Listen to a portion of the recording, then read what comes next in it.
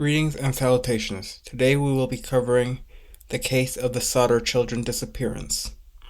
This occurred on December 25th, 1945, on the night before Christmas in Fayetteville, West Virginia.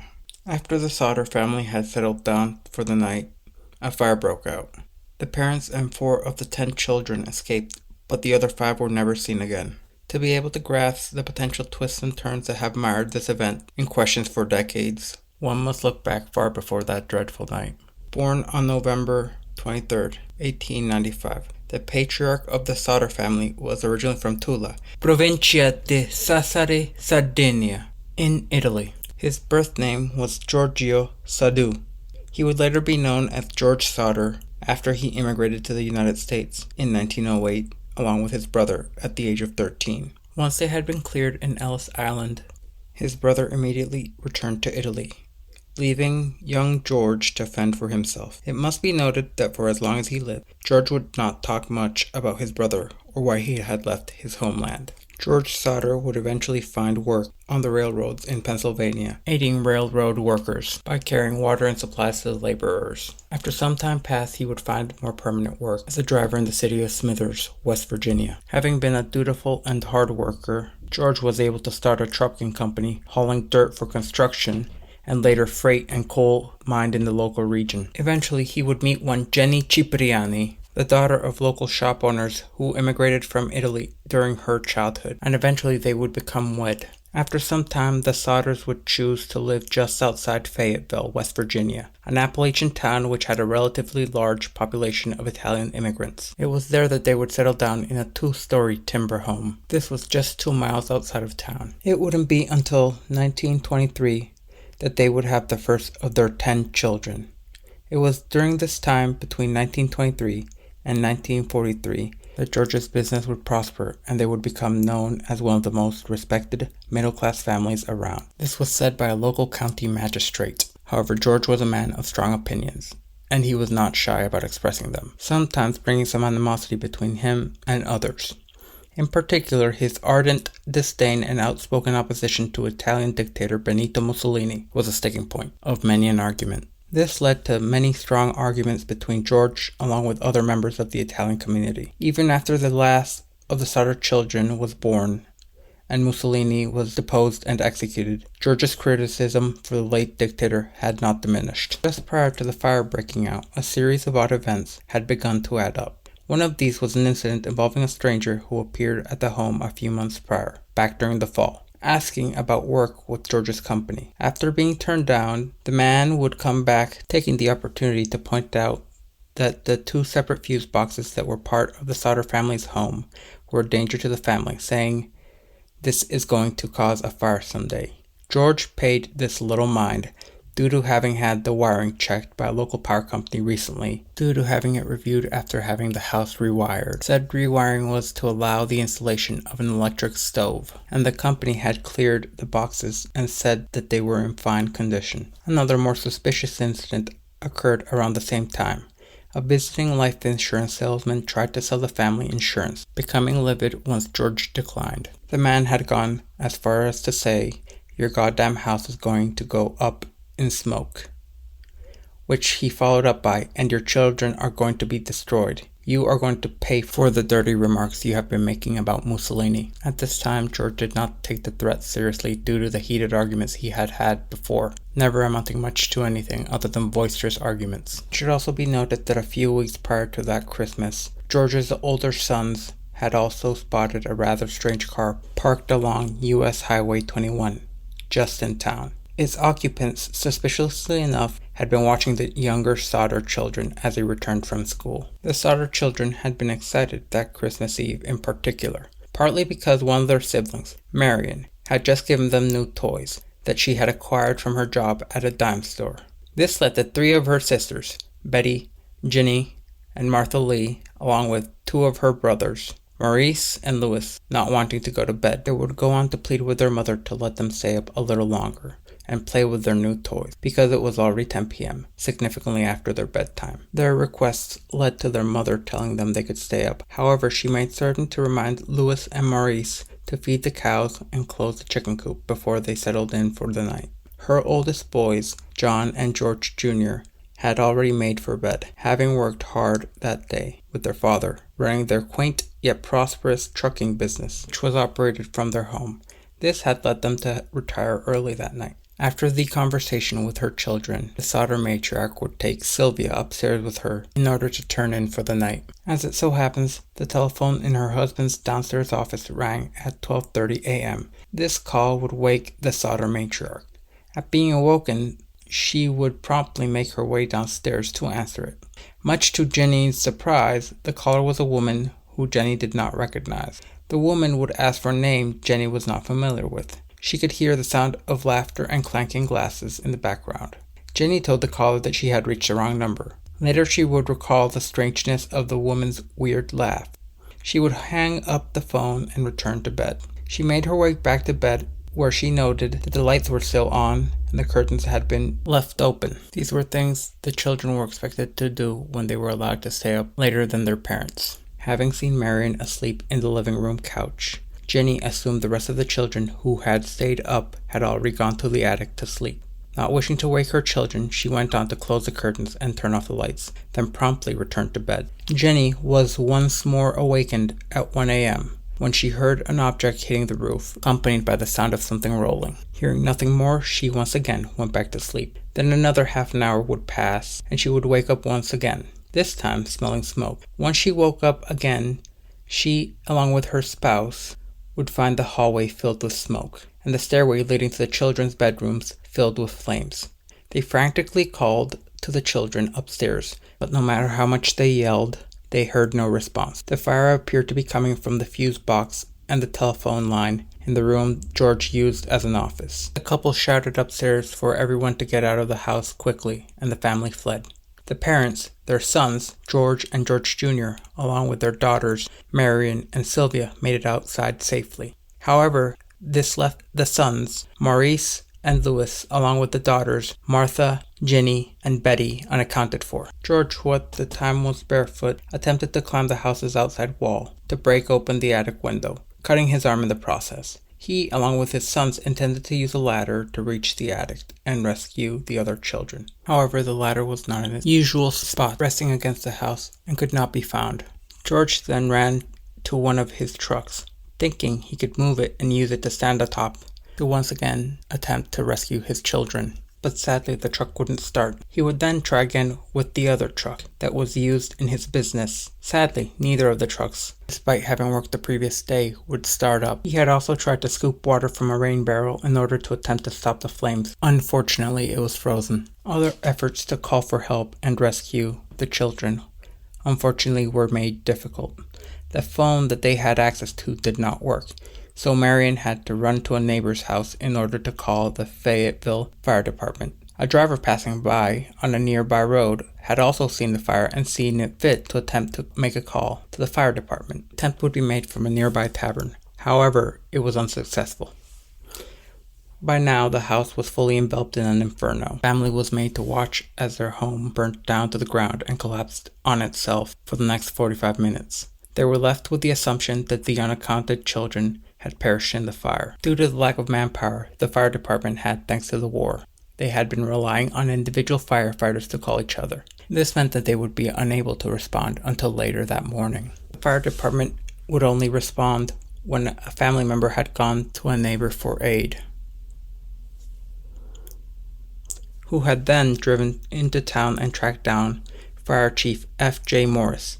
Even though the fire department was only 2 miles away, they would not arrive until 8 a.m. By that time, their arrival, nothing was left but a smoking pile of ash and dust, along with the charred remains of the Sodder family home. Fire Chief Morris would go on to excuse himself by saying the slow response was further hampered by his inability to drive the fire truck, requiring that he wait until someone who could drive would be available. The firefighters, one of whom was the brother of Jenny, could do little but look through the ashes of what was left of the Sodder's family home.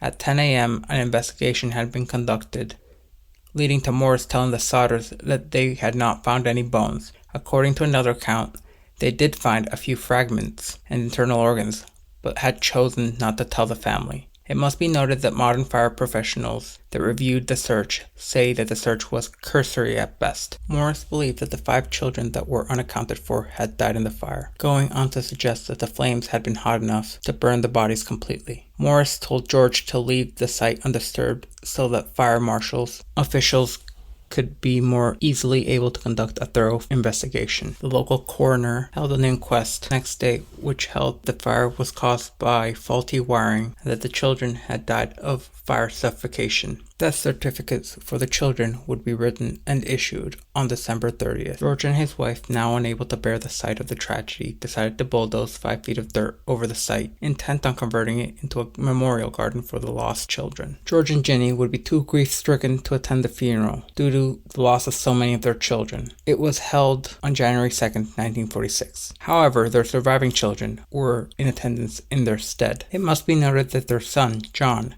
would go on to say in his first police interview after the fire that he went up into the attic to alert his siblings who were sleeping there, though he would later go on to change his story and say that he only called up there and did not actually see them. Not long after, the family had started to rebuild their lives. They also started to question the official findings. They would go on to ask if the blaze had been caused by an electrical problem, why had the family's Christmas lights remained on throughout the fire's early stages, when the power should have gone out. This became a sticking point due to the knowledge that the house's new wiring had been cleared by the power company. Later, they would also find the ladder that had been missing that night, some 75 feet away from the house. Soon, a series of curious incidents would begin to occur, leading to the family's suspicion of foul play being involved with the disappearances of their children. It began with a telephone repairman telling the Sodders that the house's phone line had not been burned through as originally thought, but rather it had been neatly cut by someone who had been willing to climb 14 feet up the telephone pole, and then they would have to reach another 2 feet to cut it from the line. This would lead the family to a man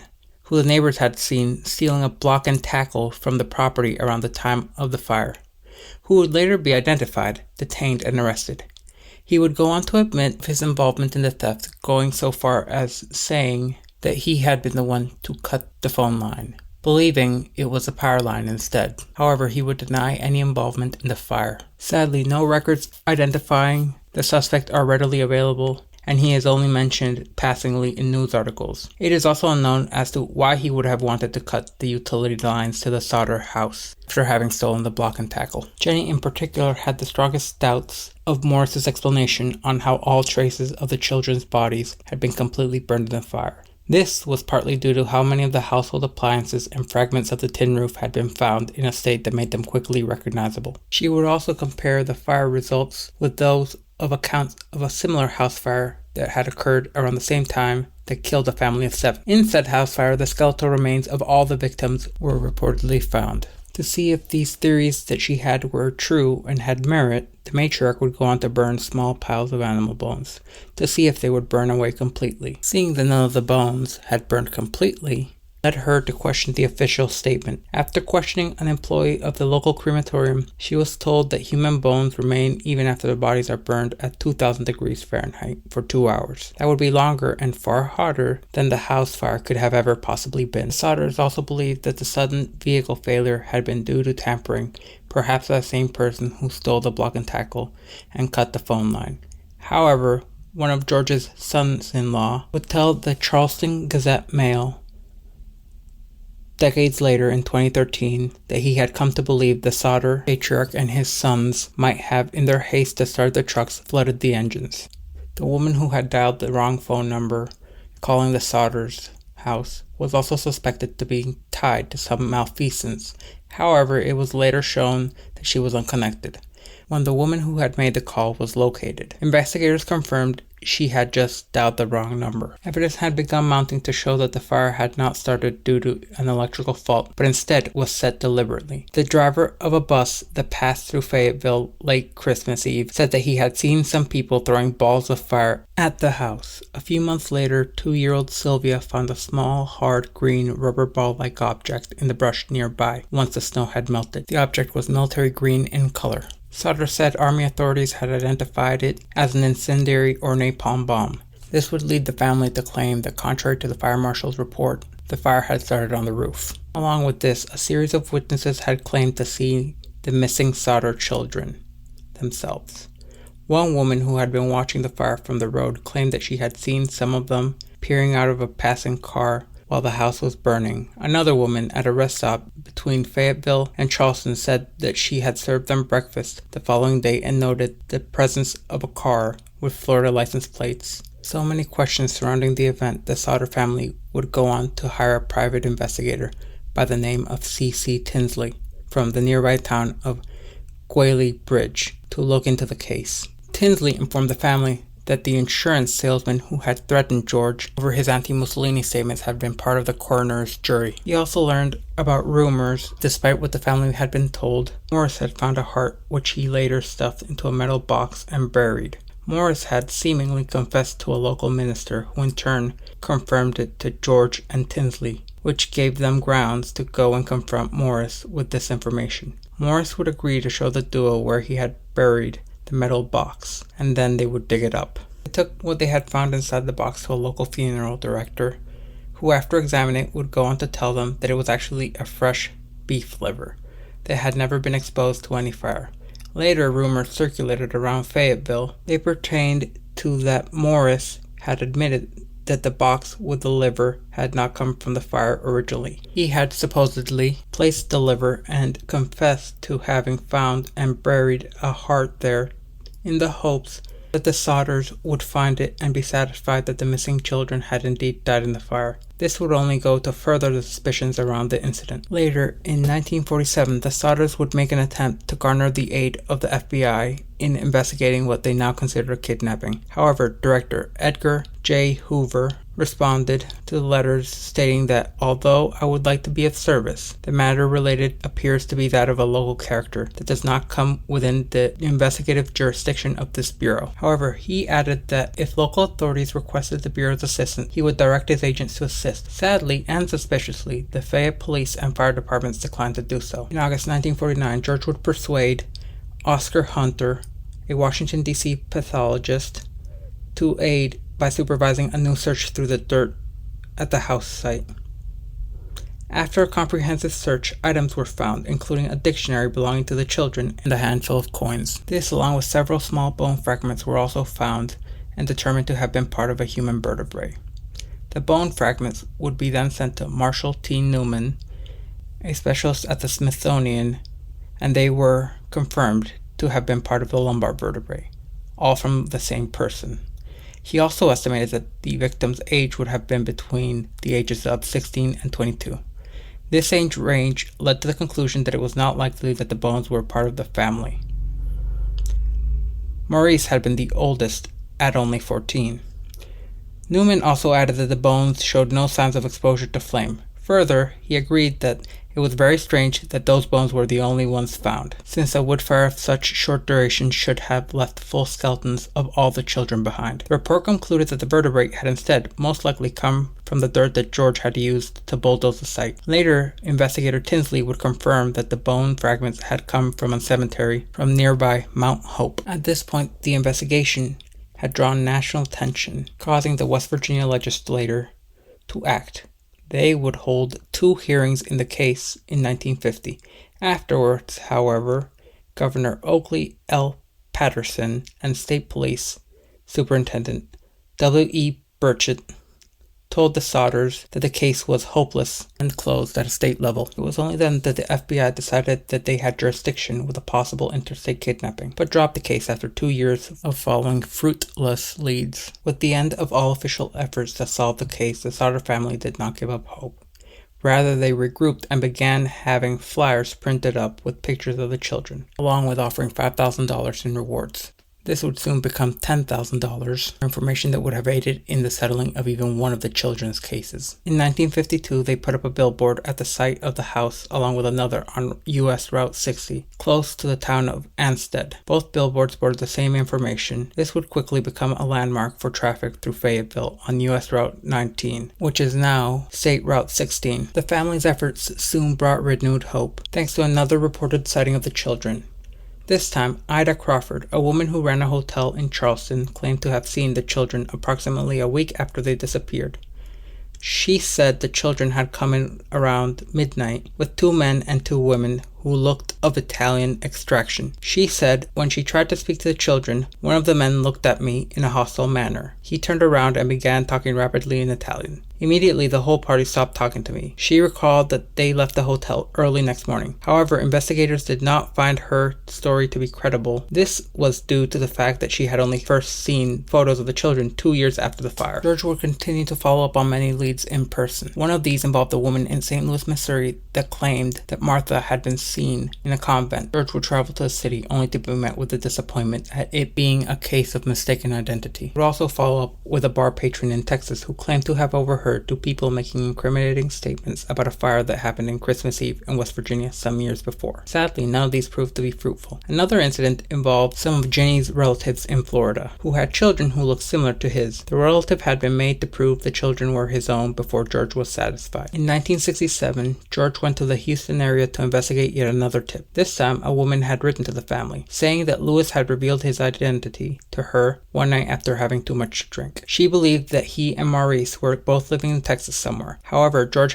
and his son-in-law, Grover Paxton, were unable to speak with her. Fortunately, though, the police were there to help him to find both men, but they had both denied to be his missing sons. Paxton would later say that doubts about the denial had lingered in George's mind for the rest of his life. 23 years after the fire, Ginny received an envelope in the mail, mailed from Central City, Kentucky.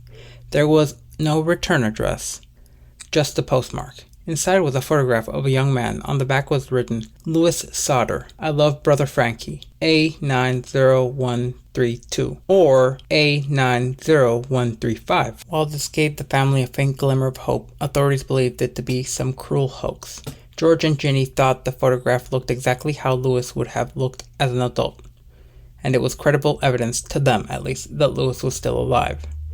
They would go on to hire a private investigator to go to Central City, Kentucky, in order to either track down the address or track down the young man who was in the photo. However, they would never hear from the investigator again. The Sodder family would eventually add the picture to the billboard. George would eventually admit to the Charleston Gazette-Mail, "It's like hitting a rock wall. We can't go any further. Time is running out for us, but we only want to know. If they did die in the fire, we want to be convinced. Otherwise, we want to know what happened to them." The following year after this, George died in August 16, 1969, at the ripe old age of 73, never being able to find out what truly happened to his children. And her surviving children, except John, who did not like to talk about the night of the fire, except to say the family should accept what happened and move on, would continue the search for the children. The still grieving mother and the rest of her family would continue to seek answers to their questions about the missing children's fate. After George's death, Ginny stayed on the family home, putting fencing around it and adding additional rooms. For the rest of her life, she wore black in mourning and tended to the garden at the site of their former house. After her death in 1989, the family finally took down the weathered billboard.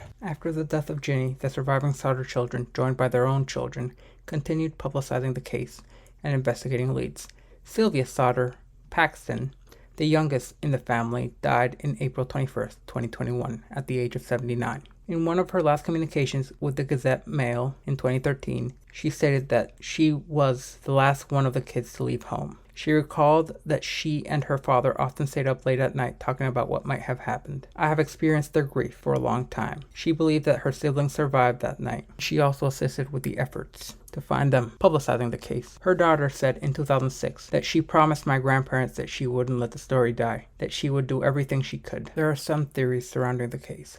Some in the family, along with some in Fayetteville, have theorized that the Sicilian Mafia had been attempting to extort money from George, and that the children may have been taken somewhere by someone who knew about the planned arson, potentially telling them that they would not be safe if they left the house. It is believed that they were possibly taken back to Italy, to wherever George had left. If the children had survived all those years and were aware that their parents and siblings had survived too, the family believes they may have avoided contact in order to keep them safe from harm. If you have remained with me until now, I thank you, and I do hope you stay tuned for more content.